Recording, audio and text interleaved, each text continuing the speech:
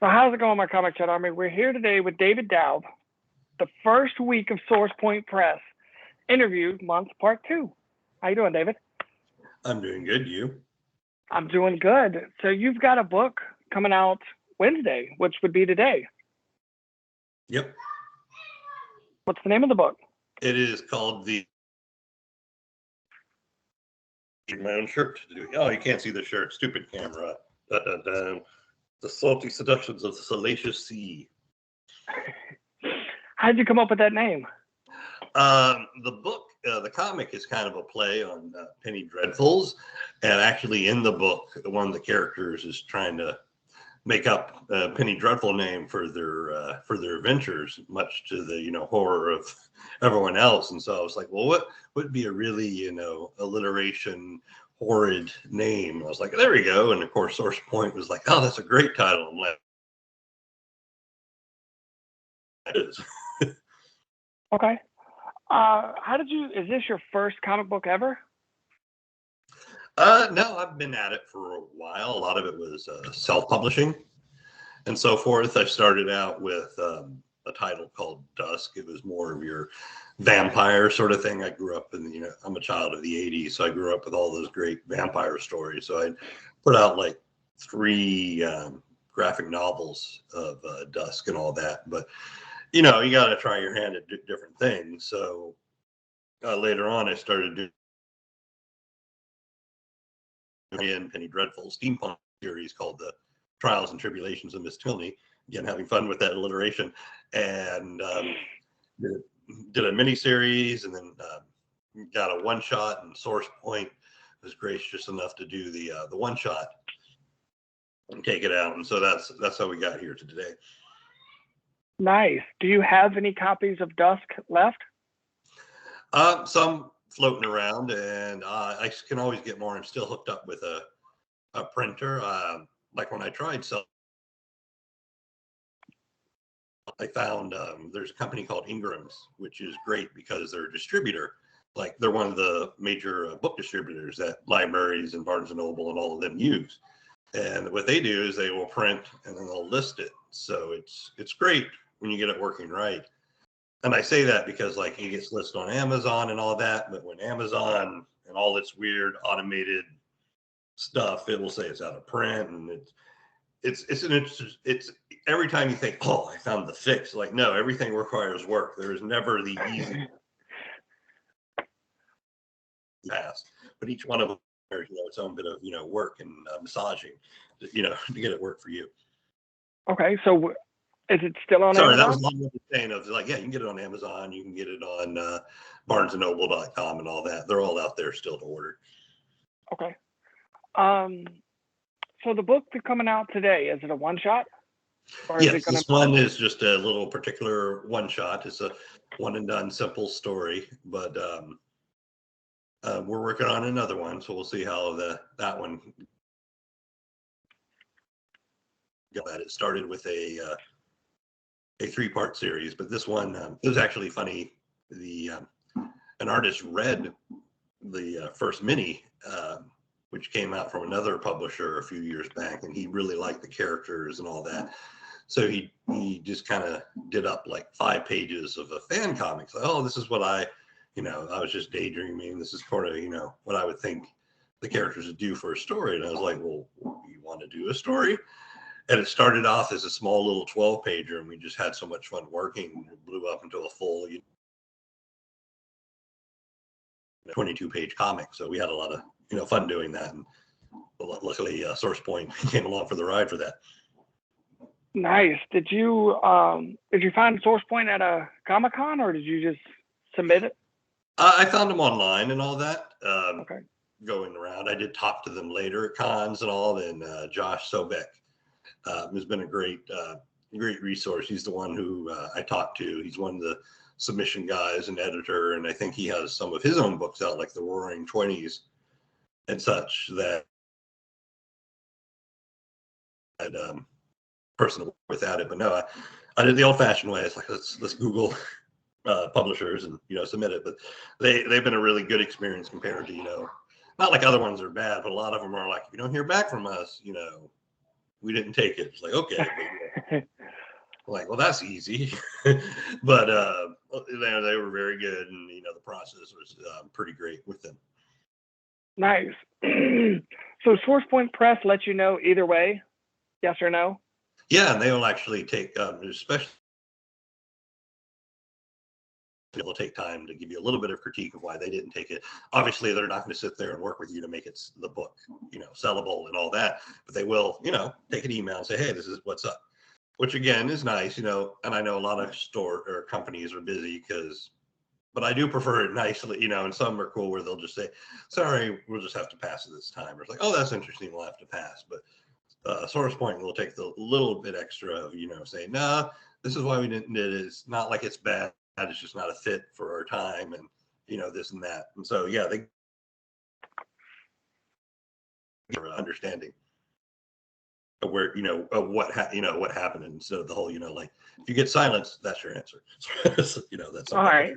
I mean, I think that's so cool that they do that, because now it gives people a chance to work on their stuff and know, all right, this could be better, or I got to fix this. Comic-Cons. Are you attending any Comic-Cons coming up? No, unfortunately not. I'm in Texas, and the pandemic numbers are still high and crazy. Precautions are the opposite. So and I got 4 stepkids, so I have to be a little bit wary. So I have no plans, and it drives me nuts because I have a hot new book, and sometimes you really can't sell to people unless you're face to face. I mean, the internet's one thing and it's great, but I feel I excel at cons and all that, where you truly get, because you put a part of yourself in the books, and so when they get to know a part of you and talk to you, then they understand what they're getting with the book, and that's always hard to translate online. So I really miss it, but I actually can't do it. So I don't foresee myself doing anytime soon. Well, but things have been getting better, so I just I got my fingers crossed, but I'm not rushing out there. Okay. What social medias do you have? I use Facebook, Instagram, and Twitter. Yeah, I'm a little old. I don't know the TikTok as well, but Are you TikToking? No. Good. We don't either. Do you have the diamond code by chance? Oh shoot! Let me pull that up real quick. I did not have the diamond code on. All right, I have it on you. I'll just add it to the description of the video. Cool. I'll have it here for you in just a second. Okay. Where do you draw inspiration to make your comic books?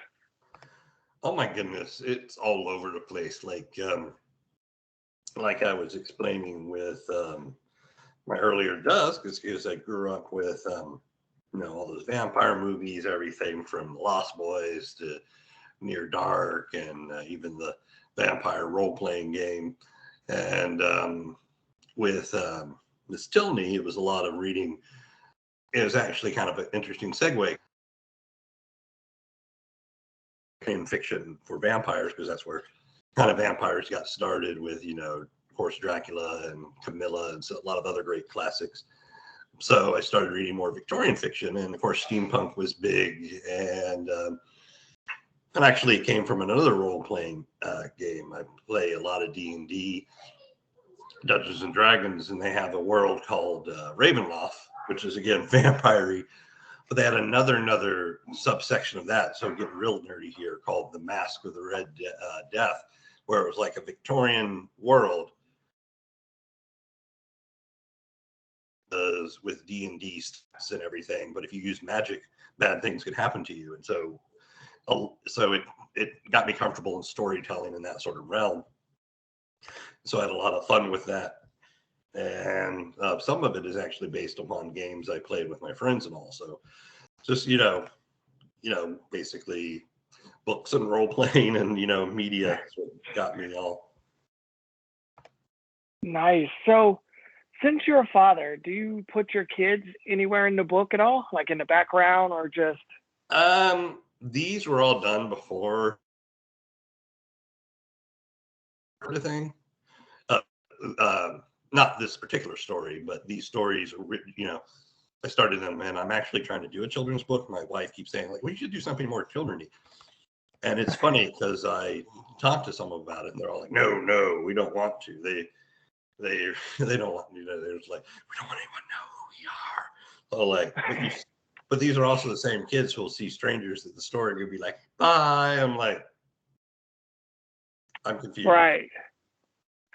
Yeah. Do you use Kickstarter or anything, or do you fund a? Huh? I'm sorry. What was that? I said, do you use Kickstarter or anything, or do you self-fund the book yourself? With this one, no. I've done other books that were Kickstartered recently.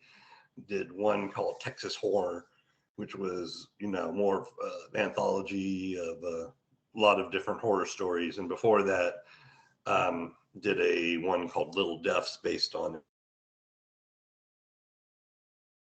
figures, Le Maupin, where she was a fencer. She was an opera singer.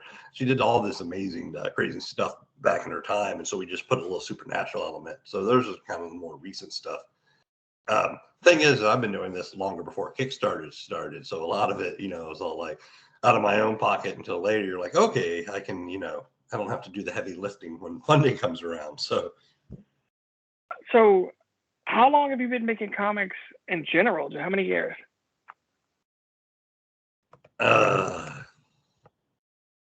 Yeah. Well, if you don't count the ones when I was a kid and I hand drew them and all that, and it was really, really bad ripoffs of, like Iron Man and stuff. I've been doing it for about around 12 to 14 years. It gets fuzzy because my memory even that far back. I'm like, when did I start? I have to look up when books came out. I'm like, oh, okay, back then. Do you have a website where people can pick up some of your earlier stuff?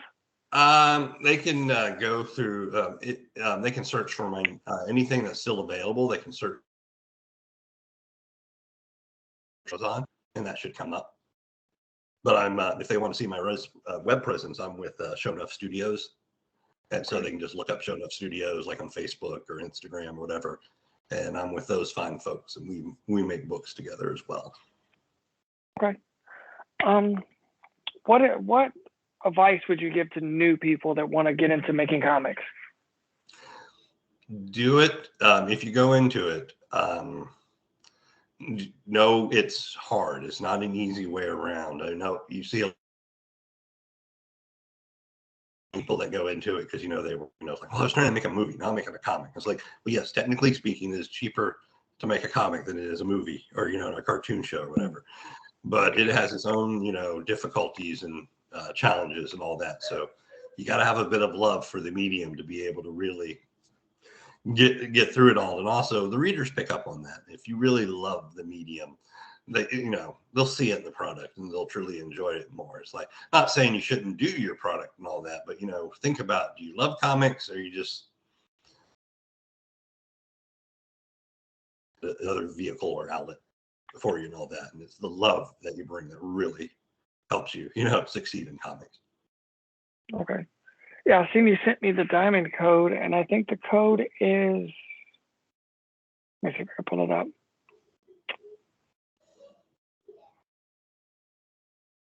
Well, I'll oh well. How do I get back? I'll give you the catalog link too if you want.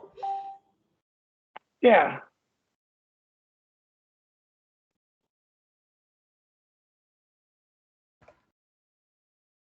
Yep. And with that code, any shop who doesn't have the books can, obviously order it. And also, you can order it through SourcePoint's website, and they have digital copies too. If you're trying to save a few bucks but still want to read a fun comic, you get it, in the digital. If people want a signed copy, how can they go about trying to get one? That would be tricky. I hadn't even thought about that. I mean, shows, but I'm not doing it right now. I have to think on that one. because it would take a little bit of work for, and I wouldn't, because postage is just so horrible right now with everything going on. I hate for, Oh yeah. Because sending it to me and then me sending it back, that you could have gotten yourself a few handful more comics. So I agree. Let me ponder that that question. I sorry, don't have an answer for that offhand. Oh, it's fine. Well, I'll add something to the description when we cross that bridge.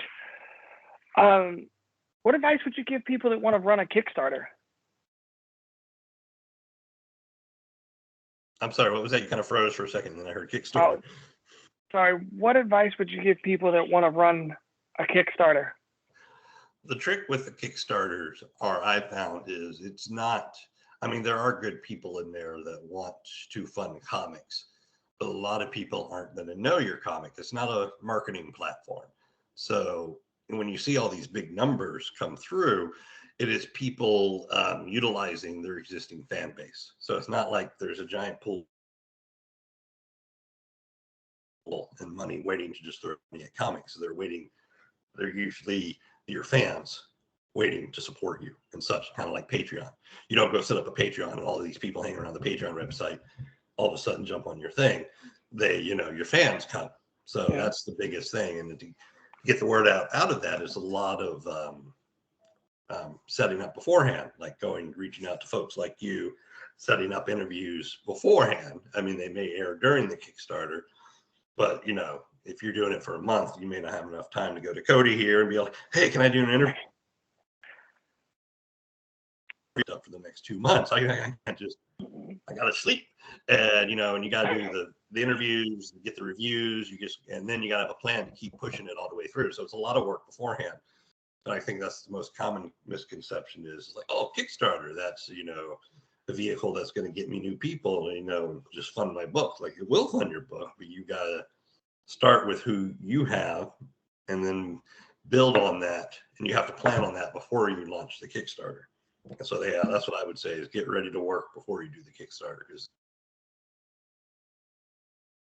in the beginning, there's always these new avenues of doing things with comics, but they're new and different. They're not the easy way. Okay. Does Kickstarter take a portion of the money? Yes, they do. First off, as with anyone who knows with credit cards, there's the credit card fee to process all those cards. Wow. And then they take, it varies a little bit, but they take around, I want to say 10 to 15%. Oh, no, it comes out, they take 10%. So I round up to being like 15%.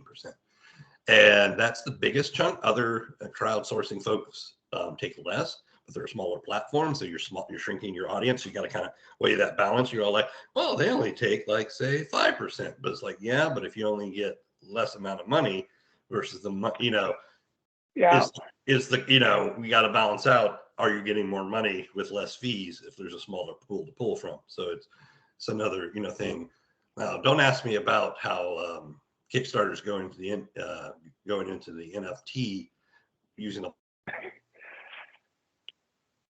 manage that, because I understand how NFTs work, but I do not understand how Kickstarter will make it work to fund the books. I think my personal opinion is I think they're doing that to stay hip and relevant, because you remember back in the day, they would get massive coverage, media coverage, like, potato salad recipe got, like $100,000 and all that. That kind of buzz has died down.